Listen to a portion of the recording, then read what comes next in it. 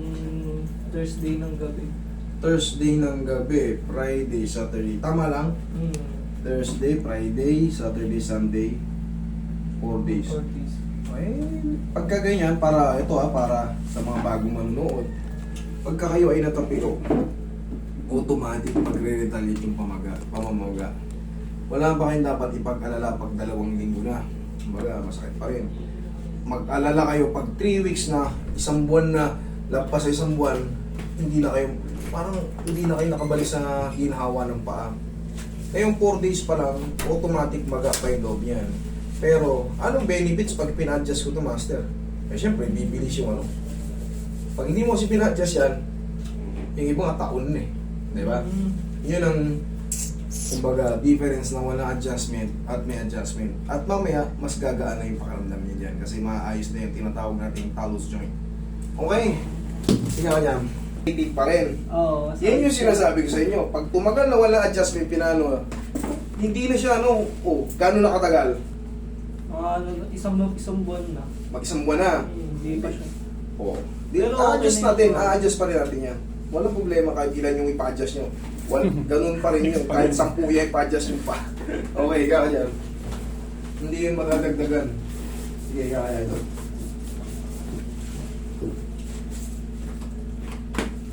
Yan, o. Saka ano po, fresh na fresh pa. Matigas pa yung ano. Pero pwede namang i-adjust yan kahit nga ano eh. Basta malakas lang ang pain tolerance nyo. Ay, yan. Saka hindi naman ito gano'ng masakit. Para lang gagano na yun. Parang, alam mo parang tumitibok-tibok. Ganun lang. Pero hindi sobrang sakit. Pero idol, ano bang mas maganda? Magpa-adjust ng namamaga o papawalain mo na yung maga? Yung tanong na yan, nasa sa inyo rin ang kasagutan. Tatanungin nyo yung sarili nyo kung mataas kayo sa pain tolerance. Pagka kayo ay medyo mababa ang pain tolerance nyo, mas maganda palipasin nyo muna ng 1 linggo. Pero kung kayo ay malakas ang loob nyo, parang hindi kayo ganong, alam nyo naman sa sarili nyo na kayang-kaya ko. Kahit namamagayan, sa akin kasi ina-adjust ko yan.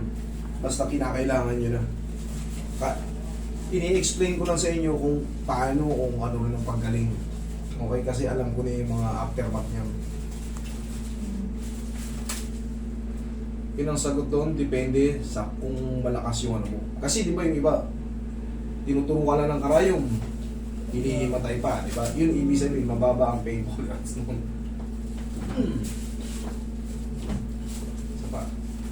Huwag mo lalabanan. Yan, namuto mo na.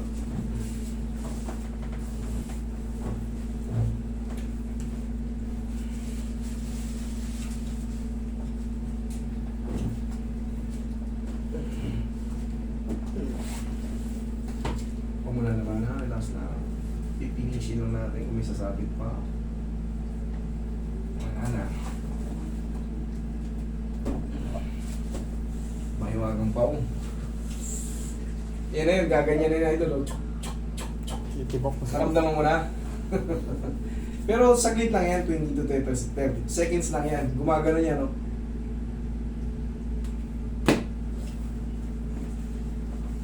Pero that's normal. Tapos pag tapos ang tibok, mas malakas na siya.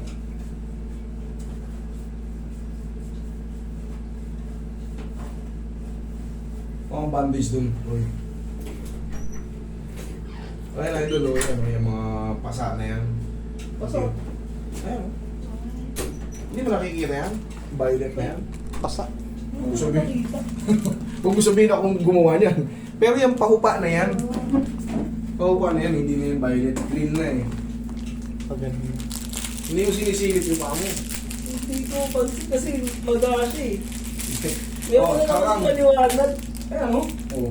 Huwag mo sabihin akong gumawa yan. Pero wala yung pagaling na yan. Kumbaga, habang lumilipas yung mga araw, sisingaw na yan. Lahat ba ng tapilok idol ano? Pwedeng ihilot? O may tapilok na parang paggrabe ba? Pagka malalaman mo naman pagka sa sarili mo rin, yung pag dinidiin mo, grabe yung sakit. Baka nabasag yung shaft mo eh. Yung tinatawag na tibial shaft. Ano yung tibial shaft? Ito. Napafracture ito. Yung sanga na yan. Ayan. So, pwede rin hatakin, titignan ko muna kung saan nakasiksik yung fracture. Kung saan napunta. Ang makakapaan mo rin yun na idol pag Mas maganda kung may x-ray kasi ira-round twist ko muna bago ko ano yun. Hindi katulad dito, hinata ko muna bago mag-round twist. May mga purpose yung ginagawa ko. Kumbaga, titignan ko muna kung paano siya, lalo pag...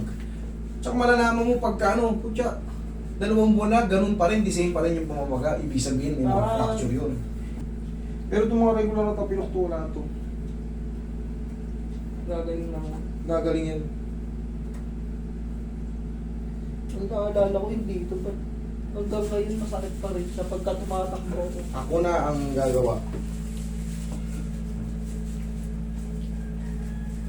Kasi yan idol, pinailat ko rin yan eh. Nung natapinawa ko dyan sa akin.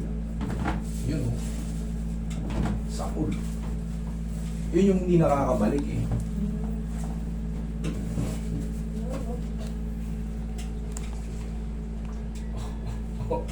Na-release yung ano, no? Oh. Wala na. Kasalanan mo yan, pumunta ka rito eh.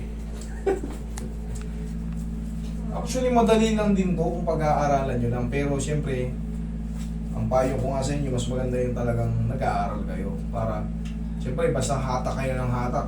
Pag bata yung inatak nyo, dadamay yung sa may singit.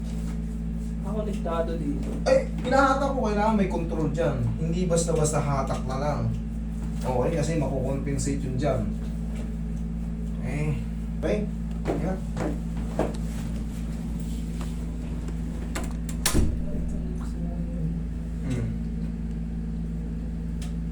Parang may onti pa. Pag ganyan eh. Unti. Hayaan mo lang muna makasingaw ng 4 to 5 days. Why? Kasi yung pinaka-trauma nun, sir. Pero kung mapapansin mo, pag hindi mo puwersa, kumbaga yung normal na ganonin, kaya mo na yan. Yung mga maiiwan dyan na parang konti, hayaan mo lang muna mag-subside mga ilang araw. Okay, believe me dahil yun yung pinaka-trauma niya eh. Kasi nga hindi naman pinadjust, pinahupa mo lang. Ngayon palang binalik, parang alam naman, inipit kita ng plies. 1 buwan kitang ipiti ng plies dyan. Pag nirelease ko yung plies, yung... Siyempre, yung pagkaipit, mayroong trauma yun. Pero hayaan mo muna makapahinga. Okay, bossing? Sige.